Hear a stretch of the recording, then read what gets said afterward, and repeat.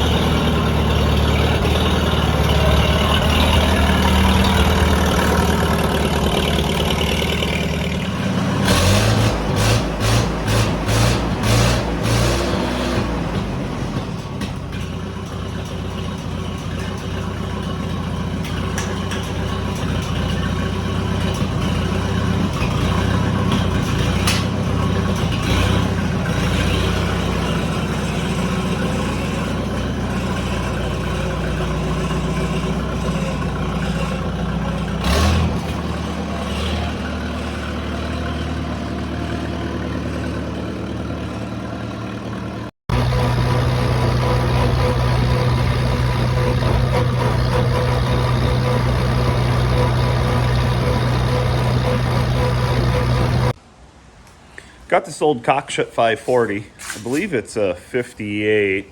It's got a 2.7 Continental in it, probably about 32 horsepower. I told my wife I needed it for the loader. Clear snow in the winter. the guy's got a 12-volt battery in here and it's not right, so the generator don't charge it, so the battery's dead right now, but it runs pretty good.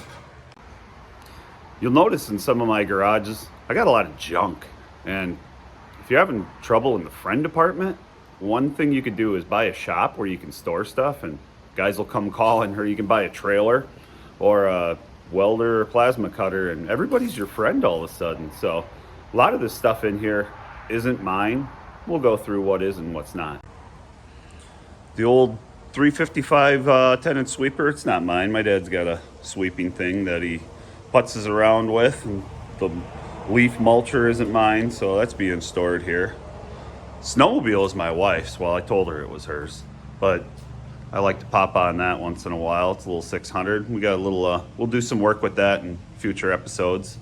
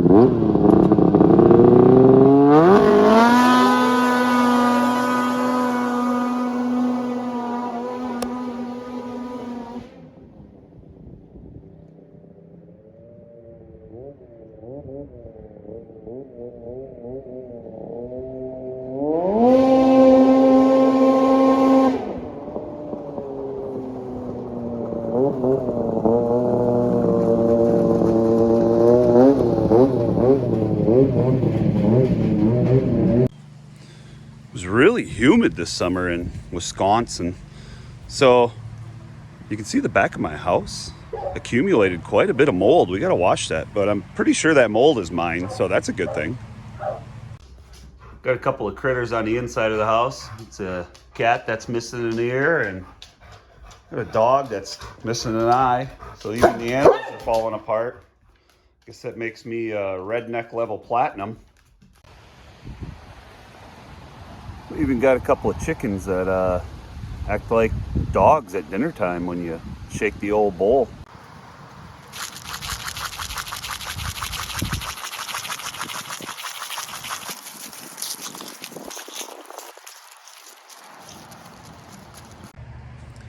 Got quite a few racks of parts, engine parts, power steering pumps, all that crap from back in the racing days. Mostly small block Chevy stuff because that's what we run because it's cheap. And this stuff's just accumulating.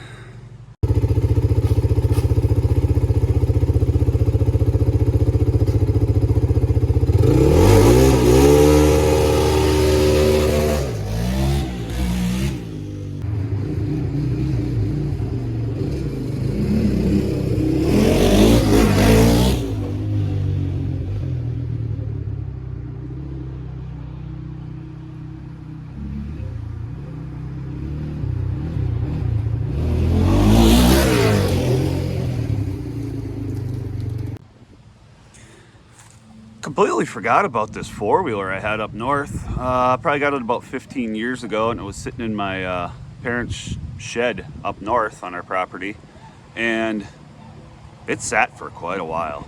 Cleaned out the car, put a new filter in it, changed the oil, new battery, and runs pretty good.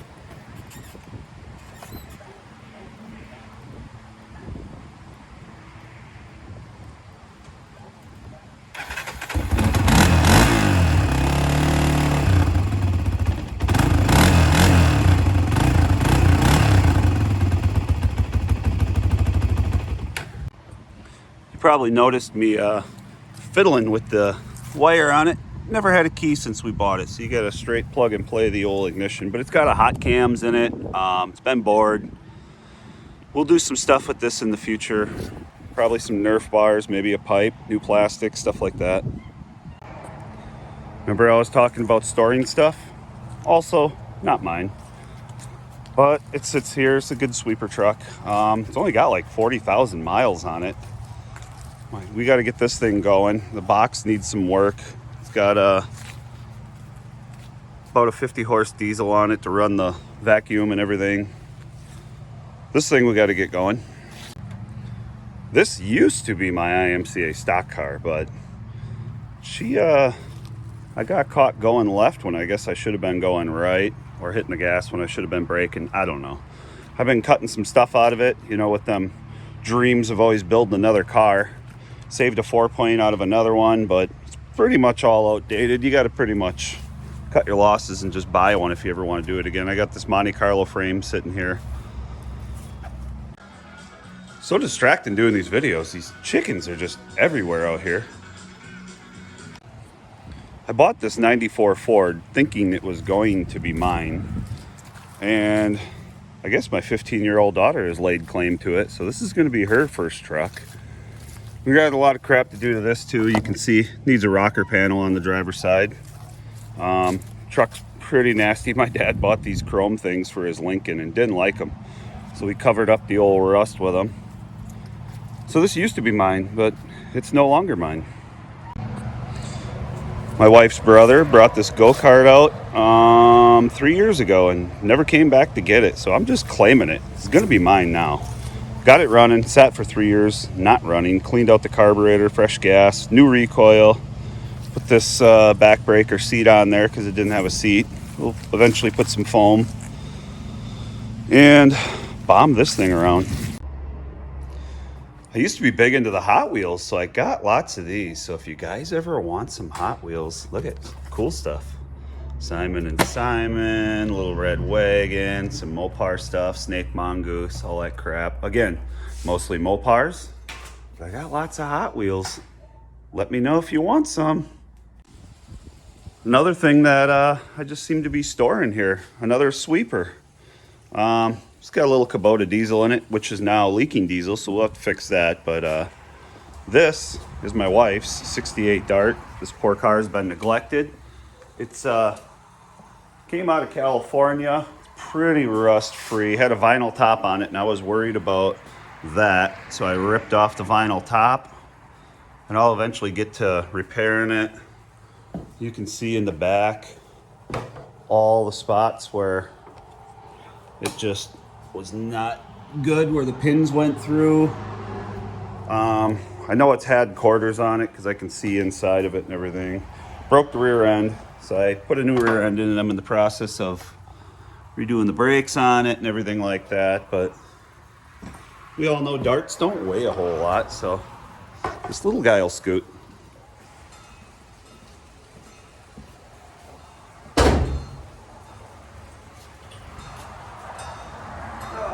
Car came with a slant 6.